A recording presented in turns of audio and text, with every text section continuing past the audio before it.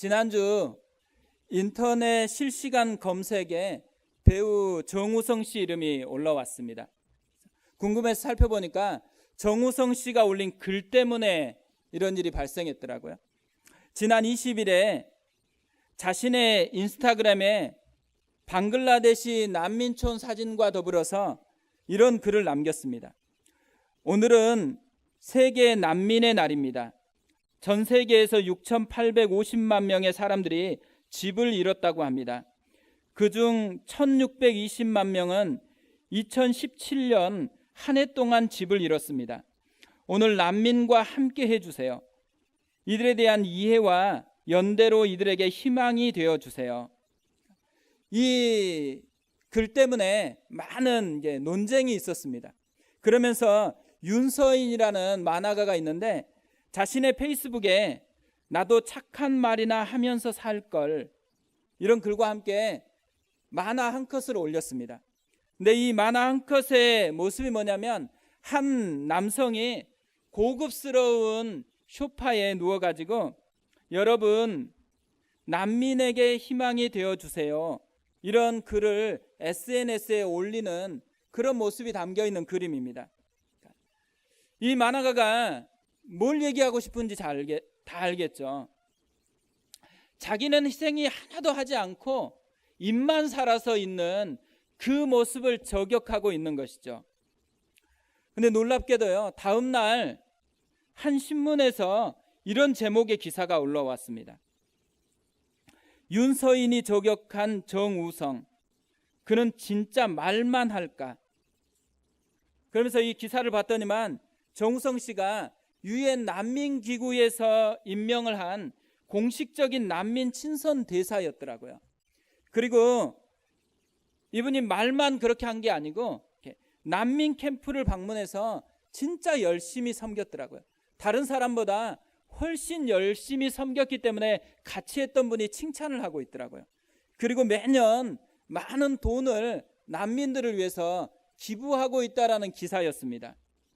이 기사를 보는데요, 정우성 씨가 너무너무 부러운 거예요. 그러면서 제 마음속에 기도가 되어지는 거예요. 저도 정우성 씨 같이 말 이상의 삶이 있는 목사가 됐으면 좋겠다, 그런 기도가 나오더라고요. 그러면서 또 우리 하늘꿈 교회 성도들 한 분 한 분이 진짜 말 이상의 삶이 있는 그런 성도들이 됐으면 좋겠다라는 그런 기도가 나왔습니다.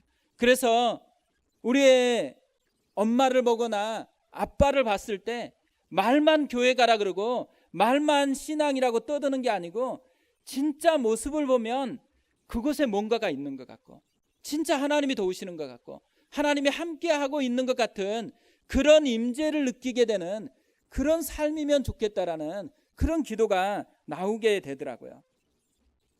하나님 나라는 말에 있지 않고 능력에 있다고 했습니다. 오늘 우리가 예배를 드리잖아요. 이 예배 가운데도 진짜 말 이상의 영적인 터치가 있는 예배, 하나님이 진짜 능력이라는 것을 경험하는 그런 은혜가 있는 예배가 오늘 예배였으면 좋겠습니다. 지난주까지 우리가 마가복음 계속 살펴보고 있는데요, 지난주에는 마가복음이 두 가지 구조로 되어 있다고 살펴보았습니다. 이야기 구조와 설교 구조로 되어 있다고 했습니다. 우리가 지금 살펴보고 있는 4장은 설교 구조입니다. 예수님께서 비유 설교를 하셨는데 이 비유 설교 중에서 4가지를 모아가지고 4장에 기록을 하고 있습니다. 예수님의 첫 번째 비유는 씨를 뿌리는 사람에 대한 비유였습니다. 예수님께서 이 첫 번째 비유를 하자마자 제자들이 물었습니다. 그때 예수님이 이렇게 답변을 하십니다. 이르시되 하나님 나라의 비밀을 너희에게는 두었으나 외인에게는 모든 것을 비유로 하나니. 무슨 말이냐면 비유는 다 하나님 나라의 비밀이 담겨 있다라는 거죠. 그러니까 하나님 나라의 법칙이 담겨 있는 것이 오늘 예수님께서 말씀하고 있는 비유라는 것입니다. 오늘은 예수님의 두 번째 비유입니다. 21절에 또 그들에게 이르시되 사람이 등불을 가져오는 것은 말 아래나 평상 아래 두려함이냐 등경 위에 두려함이 아니냐. 등불에 대한 비유입니다. 오늘 이 등불에 대한 비유 말씀을 묵상해 보면 이 비유를 통해서 크게 두 가지 메시지를 전하고 싶어 한다는 것을 발견하게 되어집니다. 그래서 오늘은 이 두 가지 하나님 나라의 법칙에 대해서 좀 살펴보려고 하는데요. 첫 번째 하나님 나라의 법칙은 뭐냐면 드러냄의 법칙입니다. 이 등불 비유의 핵심은 굉장히 단순합니다. 오늘 말씀을 현대인의 성경으로 보면 좀 더 쉽게 의미를 파악할 수가 있습니다. 21절 22절인데요. 예수님은 또 이렇게 말씀하셨다. 등불을 켜서 그릇이나 침대 아래 둘 사람이 있겠느냐? 오히려 그것을 등잔대 위에 올려놓지 않겠느냐? 감추어진 것은 나타나기 마련이고 비밀은 드러나기 마련이다. 여기서 등불이라는 것은 예수님이 선포한 말씀을 의미합니다. 하나님 나라의 복음이 등불입니다. 그런데 이 등불 비유의 초점은 등불이 뭐냐를 설명하는 데 있지 않고 위치가 어디에 있느냐를 설명합니다. 그래서 그 위치를 보면서 뭘 강조하고 있는 거냐면 숨기지 않고 드러내는 것이 하나님 나라의 중요한 법칙이라는 거예요. 결국 하나님 나라의 복음은 숨기는 게 아니고요, 드러내는 것이라는 거죠. 성도들은 어떤 사람이에요? 복음을 드러내는 사람이 성도라는 것이죠. 그런데 예수님께서 이렇게 이야기하는 것을 듣는 청중, 그리고 또 이 마가복음을 받는 사람은 이 드러낸다라는 것이 쉬운 얘기가 아니에요.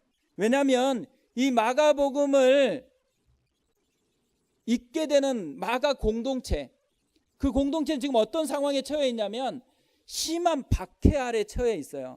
그러니까 박해 가운데 있기 때문에 드러내는 것보다는 숨어서 지내는 것이 훨씬 지혜로운 삶이라고 얘기할 수가 있는데, 예수님께서는 숨어 지내지 말고 드러내는 것이 하나님 나라의 법칙이라는 거예요.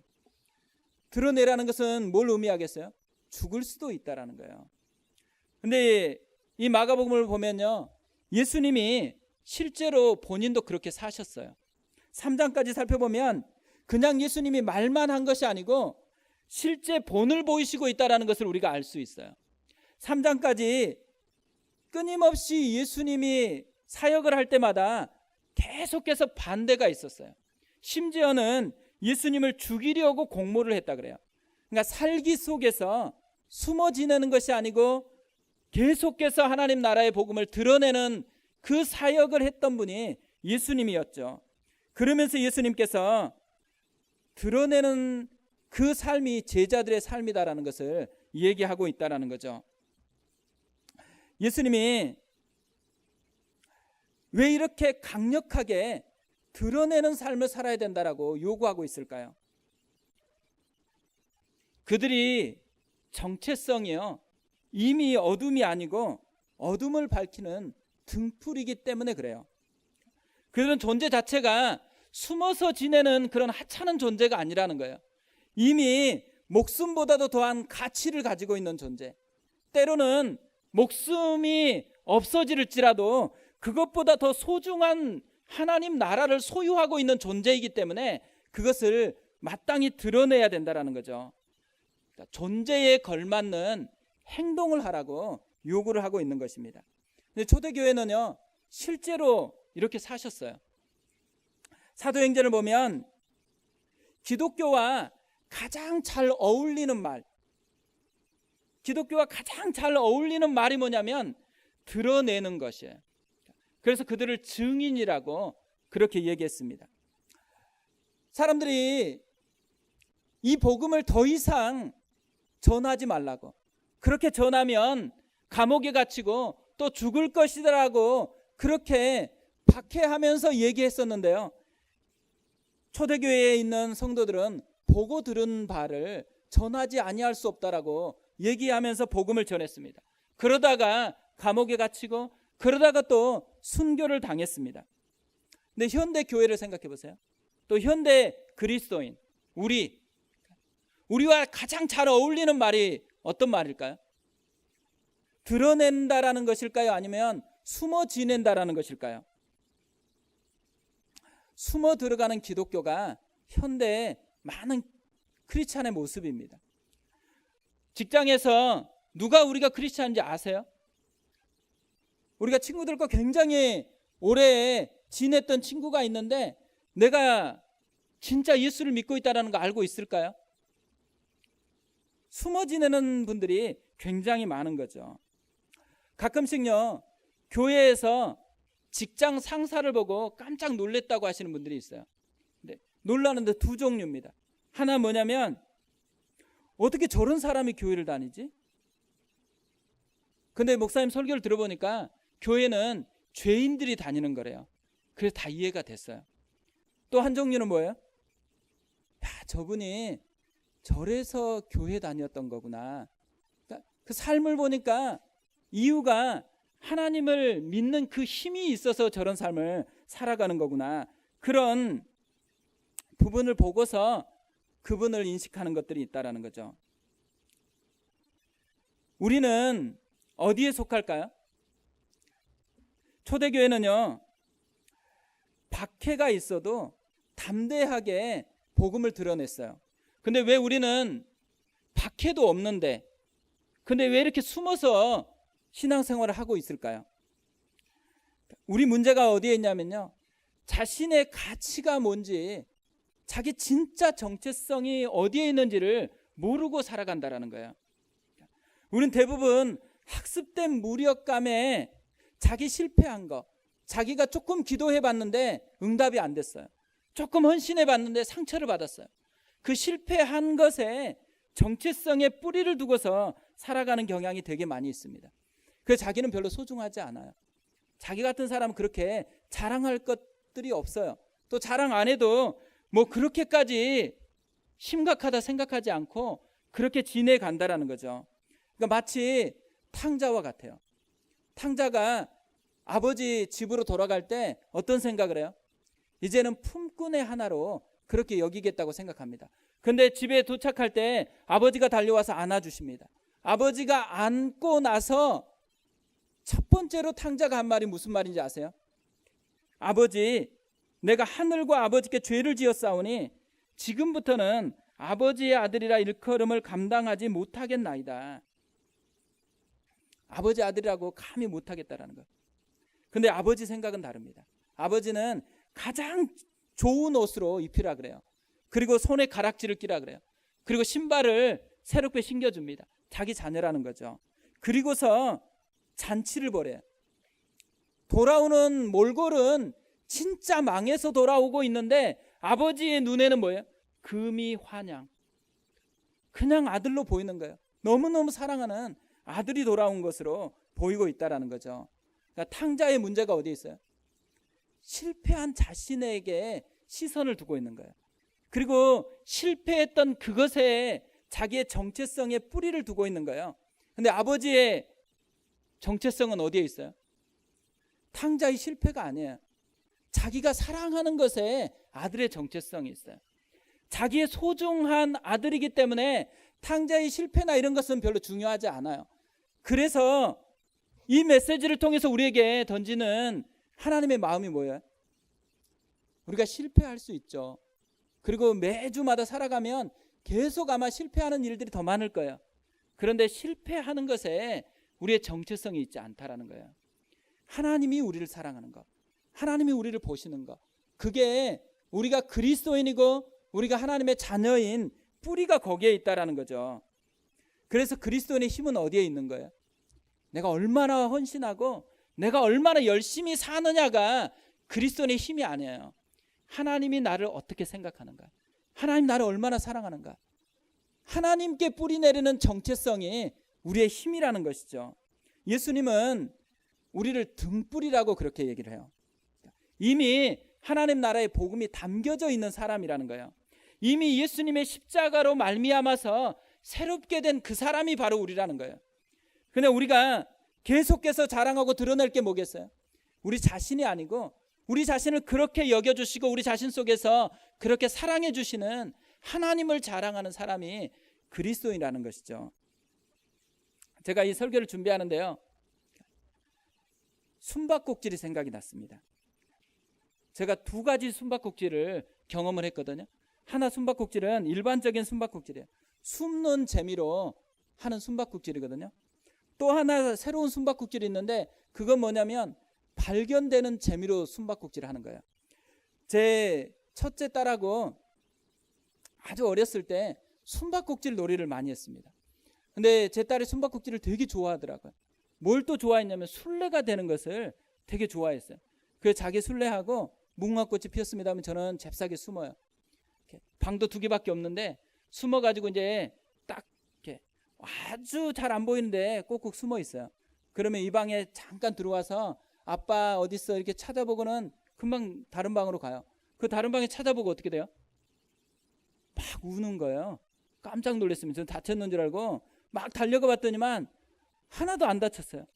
근데 왜 우냐면 아빠가 없잖아. 그래서 제가 너무 충격이 됐어요. 숨바꼭질을 왜 하는 거지?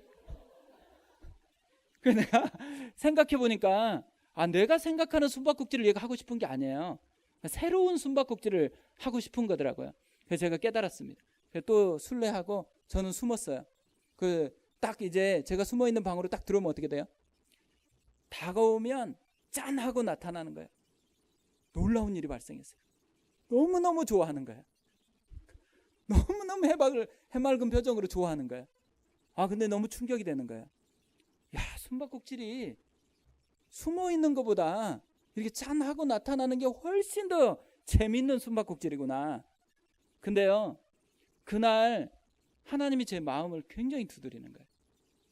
신앙이 두 종류의 숨바꼭질을 갖다라는 거예요. 우리는 가끔 하나님이 안 보이는 것 같아요. 그래서 꼭꼭 숨어 있다고 생각을 해요. 내가 조금 힘들면 진짜 하나님이 숨어가지고 어떻게 그렇게 안 보이고 내가 진짜 필요할 때는 안 나타나냐. 진짜 숨어있는 하나님을 생각하거든요. 주님이 뭐라 그러세요? 주님 그런 분이 아니라는 거예요. 주님은 조금 기다리다가 결정적일 때 또 나타나서 발견되는 기쁨, 그걸 주고 싶어서 주님이 숨어 계시는 분이다라는 것을 말씀을 하는 거예요. 우리가요, 하나님을 오해하기 때문에 우리 자신 속에서 자꾸 연약해짐을 뿌리를 가지고서 살아가는 거예요. 하나님이 우리의 정체성의 뿌리예요. 근데 그 하나님이 어떤 분이라는 거예요? 발견되는 기쁨을 가지고 있는 하나님이세요. 우리가 힘들 때, 우리가 하나님 앞에 구할 때 그때에 나타나서 내가 너를 얼마나 사랑하는지를 아느냐 또 드러내고 싶어서 기다리시는 분이 우리 하나님이시라는 거죠. 두 번째 하나님의 법칙은요, 누림의 법칙입니다. 사람들이 다 똑같이 누리기를 원하거든요. 그래서 차별을 하면 어떻게 해요? 굉장히 기분 나쁘죠. 누구를 사랑하고 누구를 조금 덜 사랑하면 굉장히 기분 나빠요. 근데 하나님 나라의 누림은 차별이 있을까요, 없을까요? 하나님 나라의 누림에 차별이 있다라고 얘기를 합니다. 25절에 보면 있는 자는 받을 것이요 없는 자는 그 있는 것까지도 빼앗기리라. 있는 자는 받을 것이요 없는 자는 있는 사람이 나누어져서 그 사람도 풍성해질 것이다. 이게 우리가 생각하는 그런 그림이잖아요. 근데 예수님은 달라요. 있는 자는 더 누리고 없는 자는 빼앗겨서 아예 누리지도 못하게 될 것이다라고 그렇게 이야기를 합니다. 영적인 빈익빈, 영적인 부익부, 이 현상이 하나님 나라에 있다라는 거예요. 같은 예배를 드려도 누리는 건 다 다르다라는 거예요. 지난주에 한 분이 예배 마치고 많이 우시더라고요.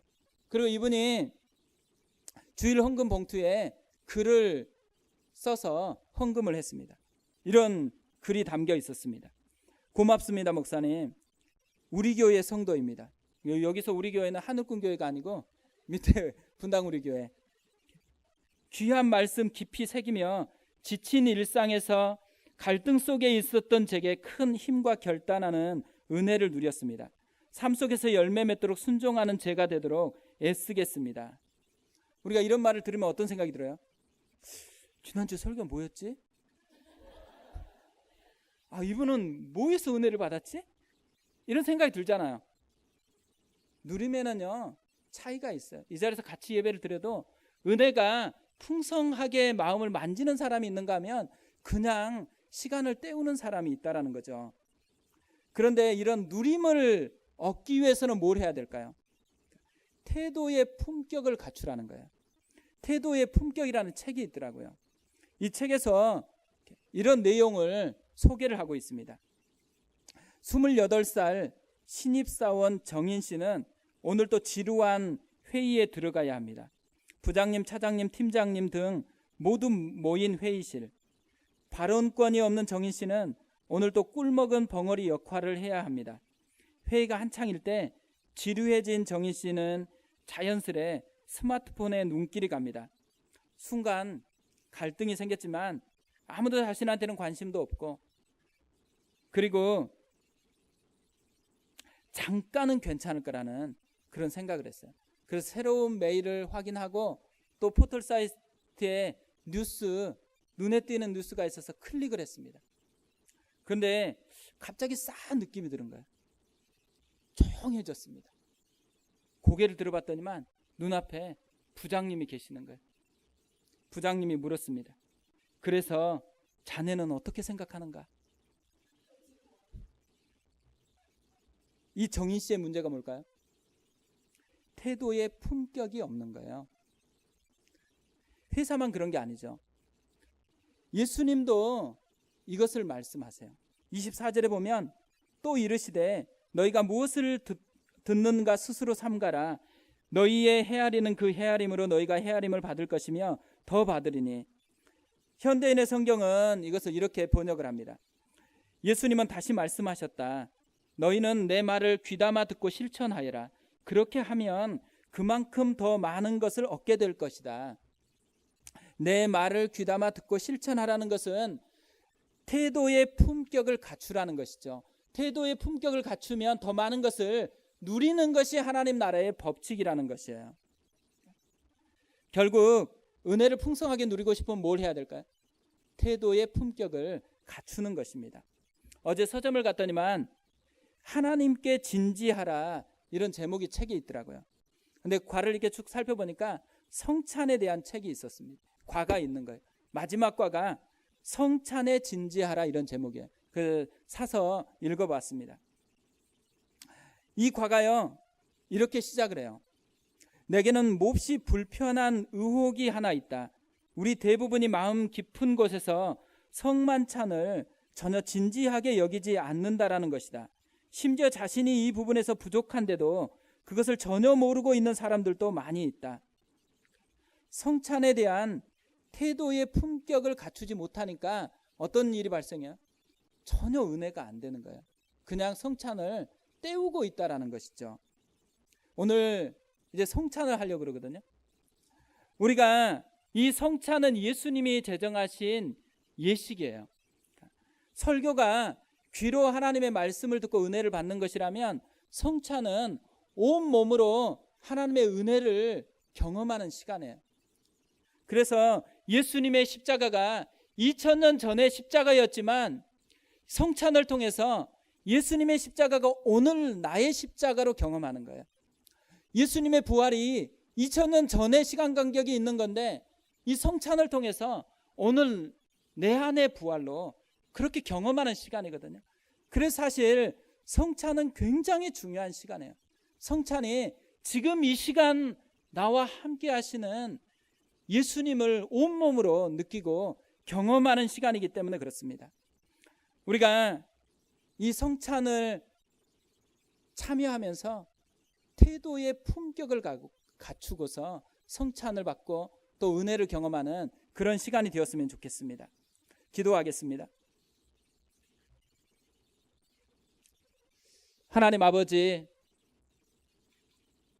하나님 나라가 숨어 지내는 것이 아니고 드러내는 것이라고 주님이 말씀하셨습니다.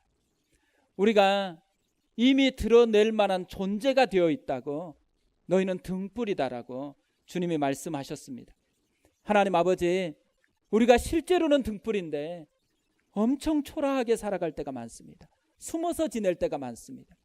하나님, 우리의 정체성을 실패한 것에 뿌리를 두고 있기 때문에 그렇습니다. 하나님, 우리가 하나님께 뿌리 내린 정체성을 가지고 살아갈 수 있도록 도와주시옵소서. 하나님이 꼭꼭 숨어 지내시는 분 같지만 실제로는 발견되는 기쁨을 우리에게 보여주시려고 숨바꼭질 하시는 하나님이십니다. 하나님, 그 은혜를 이번 한 주간도 누리게 도와주시고, 하나님 아버지, 그 은혜를 풍성하게 누리기 위해서 태도의 품격을 갖추는 그런 지혜가 있도록 도와주시옵소서. 오늘 우리가 하나님 성찬으로 나아갑니다. 주님의 십자가가 나의 십자가로, 주님의 부활이 나의 부활로 경험되는 특별한 은혜가 있도록 도와주시옵소서. 주께 의지하옵고 예수님의 이름으로 기도합니다. 우리 함께 사도신경으로 신앙 고백하겠습니다. 전능하사 천지를 만드신 하나님 아버지를 내가 믿사오며 그 외아들 우리 주 예수 그리스도를 믿사오니 이는 성령으로 잉태하사 동정녀 마리아에게 나시고 본디오 빌라도에게 고난을 받으사 십자가에 못 박혀 죽으시고 장사한 지 사흘 만에 죽은 자 가운데서 다시 살아나시며 하늘에 오르사 전능하신 하나님 우편에 앉아 계시다가 저리로서 산자와 죽은 자를 심판하러 오시리라. 성령을 믿사오며 거룩한 공예와 성도가 서로 교통하는 것과 죄를 사하여 주시는 것과 몸이 다시 사는 것과 영원히 사는 것을 믿사옵나이다. 아멘. 내가 너희에게 전한 것은 주께 받은 것이니 곧 주 예수께서 잡히시던 밤에 떡을 가지사 축사하시고 떼어 이르시되 이것은 너희를 위하는 내 몸이니 이것을 행하여 나를 기념하라 하시고, 이제 주님의 찢겨진 살을 상징하는 떡을 나누게 되어집니다. 이 작은 떡 손에 들고서 우리 하나님 앞에 기도했으면 좋겠습니다. 우리가 이미 등불입니다.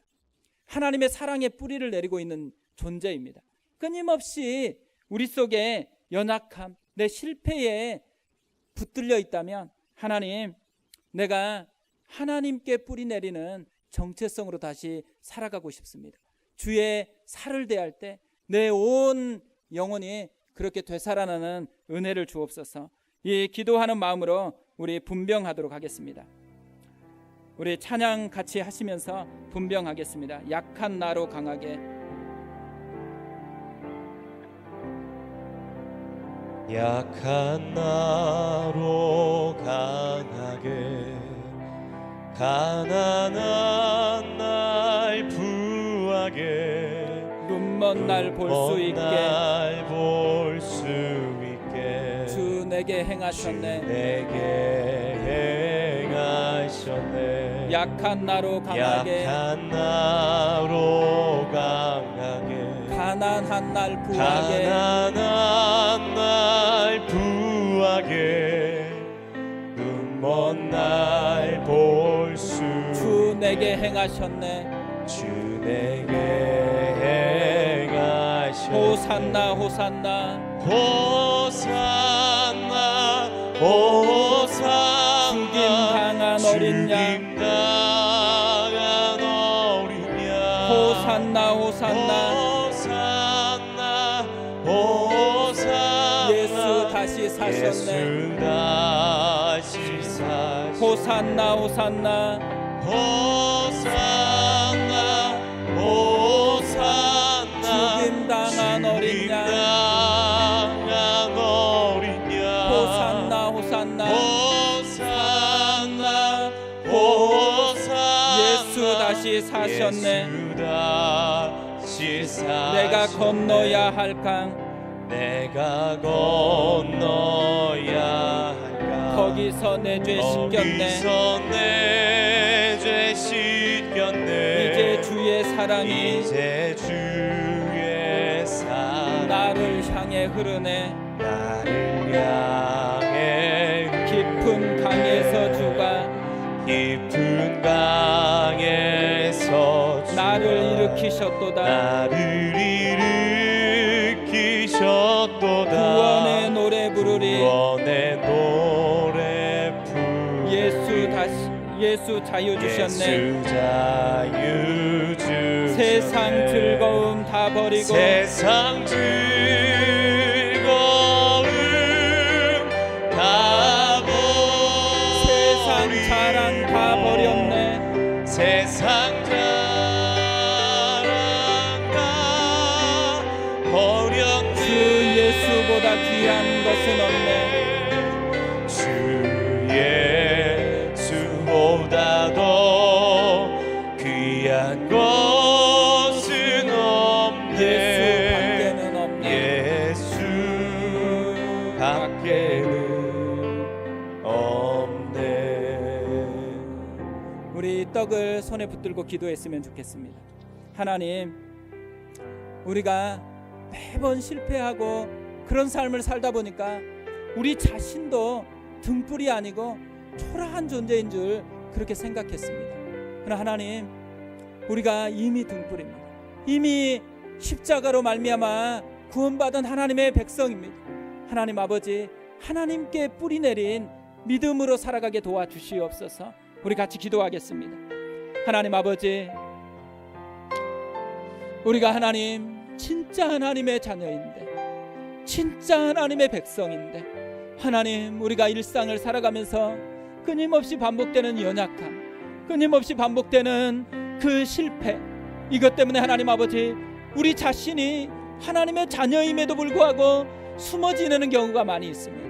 우리가 자녀처럼 여기지 않고 탕자처럼 품꾼의 하나라고 그렇게 여기면서 살아갈 때가 많이 있습니다. 하나님 아버지, 우리가 눈을 열어서 하나님께 뿌리 내린 정체성으로 살아갈 수 있도록 도와주시기를 원합니다. 하나님이 여전히 우리를 사랑하고, 여전히 하나님이 우리를 붙들고, 여전히 하나님의 백성으로 인정해주고, 넌 내 아들이다, 내 딸이다, 그렇게 말씀해주고 있는데, 그 하나님의 말씀을 뿌리 내려서 하나님 아버지, 우리가 한 걸음 한 걸음 승리하며 날아갈 수 있도록 은혜 베풀어 주시옵소서. 하나님 아버지, 주님의 찢기신 살을 상징하는 이 떡을 붙들고 기도합니다.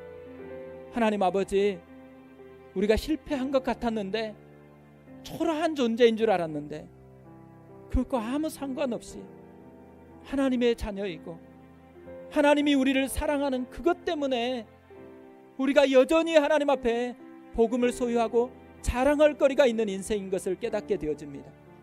한 주간 살아가면서 우리 자신의 연약함에 뿌리 내리지 아니하고 이 하나님의 복음, 하나님의 사랑에 뿌리 내린 믿음으로 살아가도록 은혜 베풀어 주옵소서. 그렇게 인도하실 우리 주 예수 그리스도 이름으로 기도합니다. 아멘. 우리 반으로 나누어서 같이 드시겠습니다. 식후에 또한 그와 같이 잔을 가지시고 이르시되, 이 잔은 내 피로 세운 새 언약이니 이것을 행하여 마실 때마다 나를 기념하라 하셨으니, 너희가 이 떡을 먹으며 이 잔을 마실 때마다 주의 죽으심을 그가 오실 때까지 전하는 것이니라. 이제 찬송가 14장 우리 같이 찬양하면서 주님의 십자가를 묵상하면서 분잔하도록 하겠습니다.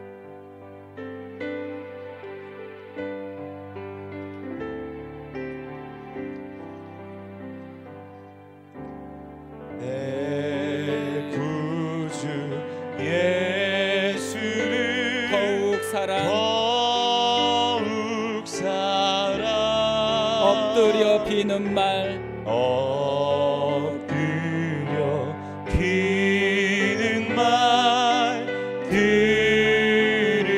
들으소서. 내 진정 소원이 내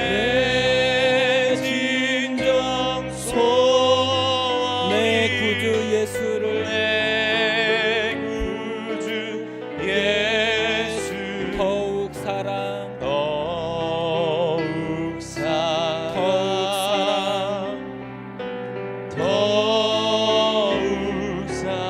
이전엔 세상 나 기뻤어도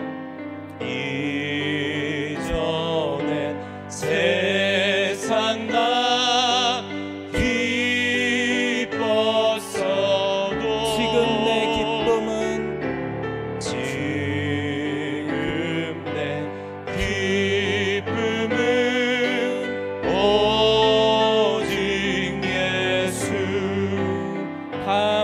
내 비는 말 다만 내 비는 내 말 구주 예수를 내 구주 예수 더욱 사랑 더욱 사랑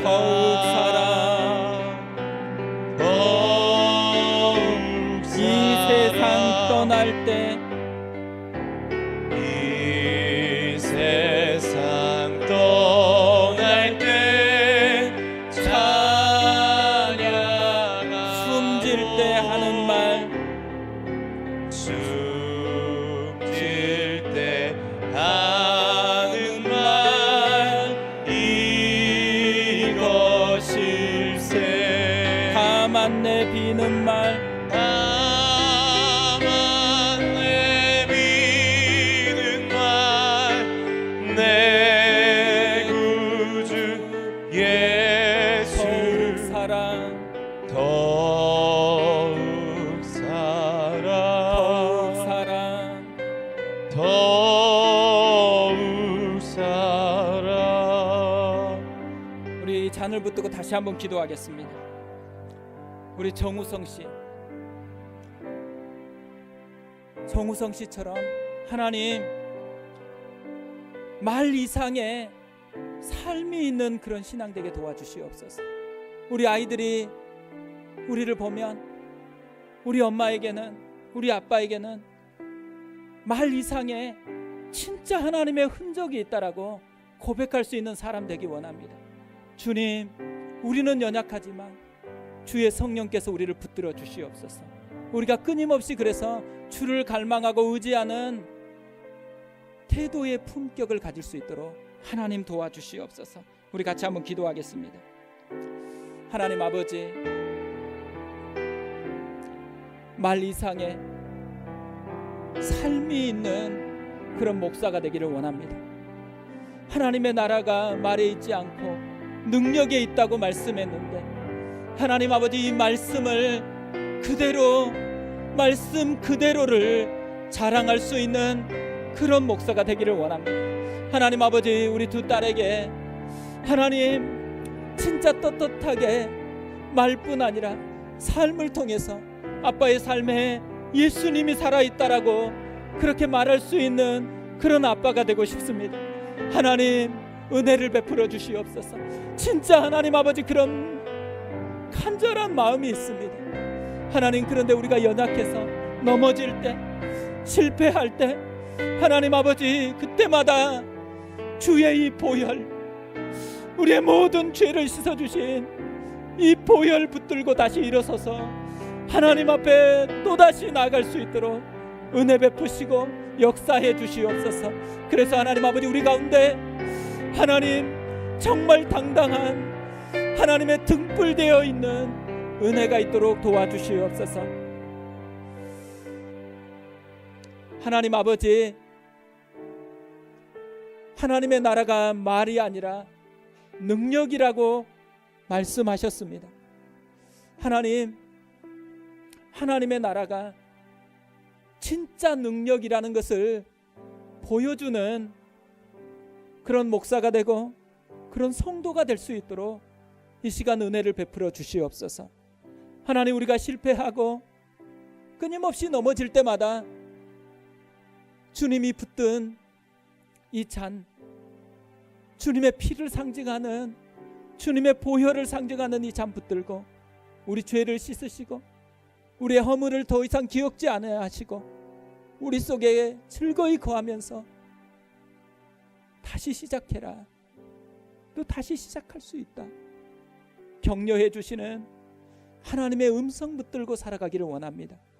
하나님, 이번 한 주간 내내 주님의 찢긴 살, 주님의 흘리신 피가 우리의 머리에서 발끝까지 온 영혼 깊이에 흘러서 주의 은혜를 자랑하는, 주의 은혜를 증거하는 그런 한 주간 되게 도와주시옵소서. 주께서 우리를 그렇게 붙드실 줄 믿고 예수 그리스도의 이름으로 기도합니다. 아멘. 우리 다 같이 일어나서 십자가를 질 수 있나 찬양하고 기도하고 마무리하겠습니다. 네, 죄송합니다. 잔을 드시겠습니다.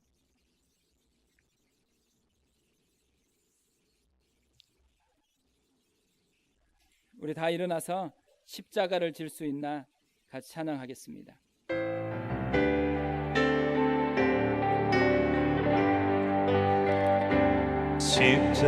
십자가를 질 수 있나 주가 물어보실 죽기까지 때 따르오리 죽기까지 성도 따르오리 대답하였다. 성도 대답하였다 우리의 심령 주의 것이니 우리의 심령 주의 주님의 것이니 형상 만드소서. 주님의 형상 만드소서 주 인도 따라 살아갈 동안 주 인도 따라 살아갈 동안 사랑과 충성 바치오리다. 늘 바치오리다. 기도하겠습니다. 이제는 우리 주 예수 그리스도의 은혜와 하나님 아버지의 극진하신 사랑하심과 성령님의 감동 감화 위로 교통하심이 태도의 품격을 가지고 주님을 드러내는 삶을 살겠다고 다짐하며 나가는 모든 성도들 머리머리 위에 이제로부터 영원토록 함께 하시기를 간절히 축원하옵나이다. 아멘.